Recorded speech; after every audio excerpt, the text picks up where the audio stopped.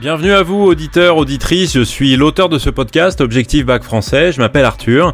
Découvrez mon site internet aufonddelaclasse.com pour des conseils de méthode et d'organisation et des cours sur les œuvres au programme. Le lien dans la bio du podcast, aufonddelaclasse.com. À très bientôt, ciao ciao.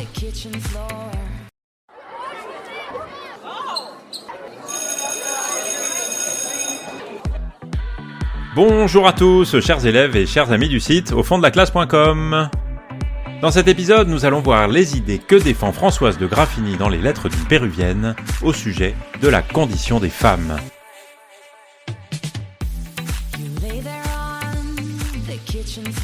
Dans cet épisode, on va donc s'intéresser à ce qui est sans doute la partie la plus radicale, la plus originale et la plus personnelle de tout le roman, la critique de la condition féminine au XVIIIe siècle. C'est là que Françoise de Graffigny va le plus loin, que sa voix se confond aussi le plus avec celle de Zilia, et c'est aussi évidemment pour cette raison-là qu'on peut classer ce roman dans l'objet d'étude, la littérature d'idées. Et c'est donc sans doute une question qu'il faut absolument savoir maîtriser pour répondre aux sujets de dissertation qui seront donnés le jour de l'écrit du bac. C'est, pour commencer avec ça, la lettre 31. Qui est le texte le plus direct du roman sur la condition des femmes. Et donc c'est une lettre qu'il faut absolument maîtriser et bien connaître. Zilia ouvre cette lettre sur un paradoxe qu'elle formule comme une thèse. Une de ces formules qui frappent et qu'on retient à la lecture. Je vous la cite. « Il les respecte, mon cher Asa, et en même temps il les méprise avec un égal excès. » Dans cette phrase-là, vous voyez que respect et mépris sont mis à égalité.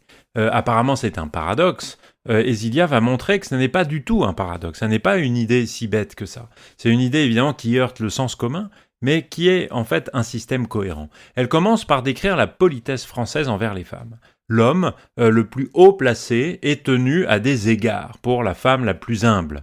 La galanterie, comme on dit, est partout, elle est ostensible, elle est codifiée. Et pourtant, et c'est là que le paradoxe s'éclaire, je vous cite le texte, « L'homme le moins considérable, le moins estimé, peut tromper, trahir une femme de mérite, noircir sa réputation par des calomnies, sans craindre ni blâme, ni punition. » Alors comment expliquer ça ? Eh bien, Zilia cherche la raison, et elle la trouve dans une anecdote qu'elle a observée.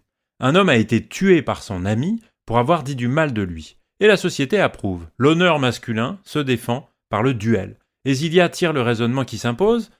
Si les hommes n'obéissent qu'à la crainte des punitions corporelles, et le duel en est évidemment la preuve, et si les femmes ne peuvent pas provoquer en duel, alors les femmes peuvent être insultées, trahies, calomniées impunément. La galanterie n'est donc pas un hommage rendu aux femmes, c'est le masque qui cache cette impunité. Et elle couvre de belles formes une réalité brutale. Les femmes, en fait, n'ont aucun recours. Et la conclusion de Zilia est lapidaire, elle est sans appel. Je vous la cite. « Les lâches n'ont rien à craindre, ils ont trop bien fondé cet abus pour le voir jamais abolir. » Voilà, la lettre 31, elle pose le problème. Mais c'est la lettre 34, c'est-à-dire une lettre ajoutée dans la deuxième édition de 1752 qui en cherche et en propose la cause profonde. Pourquoi les femmes françaises sont-elles dans cette situation ? La réponse de Zilia est très simple, parce qu'on les a rendues telles, parce qu'on a créé cette situation. Et je vous cite ici un petit passage. « On voudrait, comme ailleurs, qu'elles eussent du mérite et de la vertu. Mais il faudrait que la nature les fît ainsi, car l'éducation qu'on leur donne est si opposée à la fin qu'on leur propose, qu'elle me paraît être le chef-d'œuvre de l'inconséquence française. » L'expression est savoureuse, le chef-d'œuvre de l'inconséquence française. On attend des femmes de la vertu et du mérite, et on fait tout pour les en empêcher.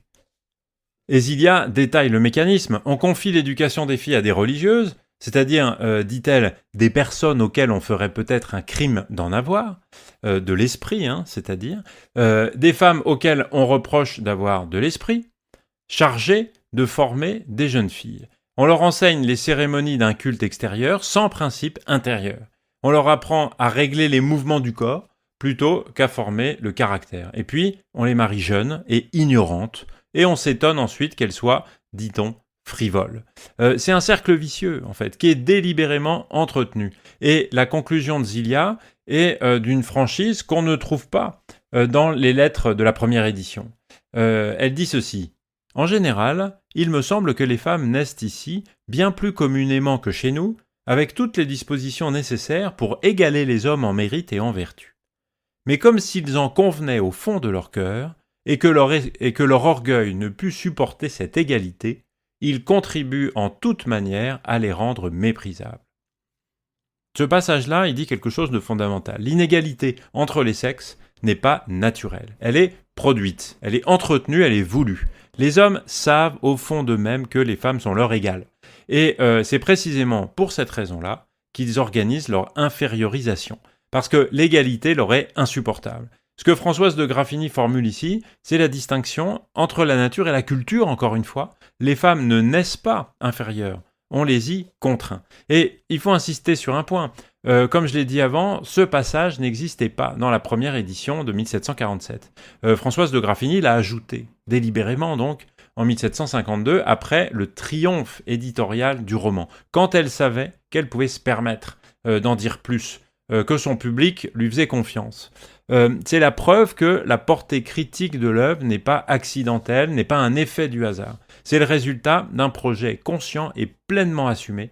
Et Françoise de Graffigny savait exactement ce qu'elle faisait en évoquant cette situation des femmes à son époque. Voilà en tout cas ce que je souhaitais partager avec vous sur la critique de la condition féminine dans les lettres d'une péruvienne. Vous pouvez retrouver un grand nombre de choses sur le site internet aufonddelaclasse.com.